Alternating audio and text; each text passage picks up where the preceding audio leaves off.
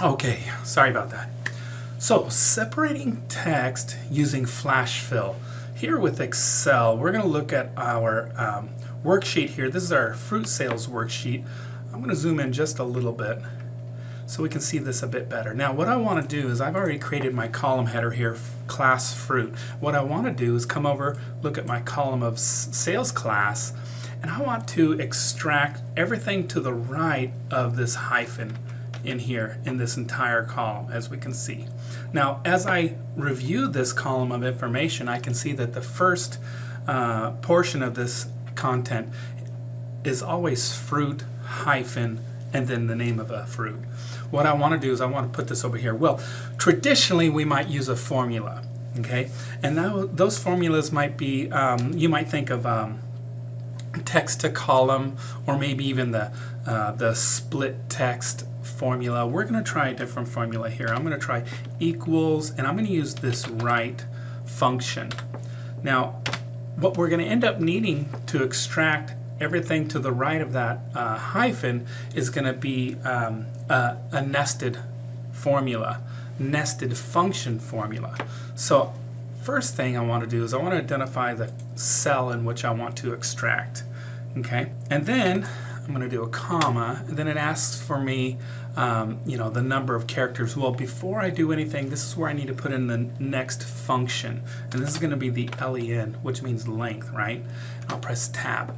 Now I have to first identify the cell.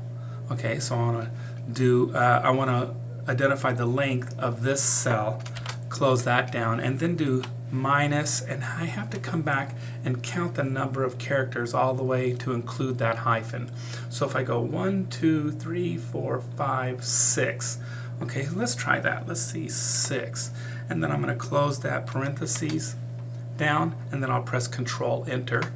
Now when I look at this, I can see, oh my goodness, I forgot it didn't take out the hyphen. Why is that? If I double click in this cell here and go to the beginning of it, I can see, oh indeed, there is a blank cell in the beginning of it. So I'll come back to this formula, change that 6 to a 7, and there you have it. Now if I fill this down, yes, indeed it extracted everything that I wanted to do.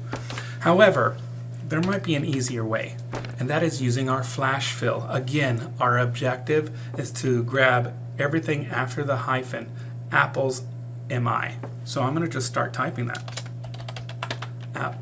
Apples mi. So once I type that in, I'm going to press Control E. And when I press Control E, that just simply does the executes the flash fill. So let me undo this again. So let's say I just typed it in exactly as it appears over here. I'm going to come to my Home tab, and in the editing group, I'm going to come up to my fill options and see, here's my flash fill. If I click flash fill, look at that, it does it for me as well. I'll double click this to auto fit it. Shazam! Pretty great.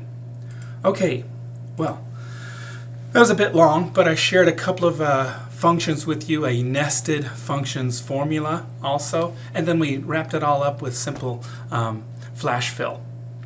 Thanks for joining me. I hope this was helpful, and we'll see you in the next exercise.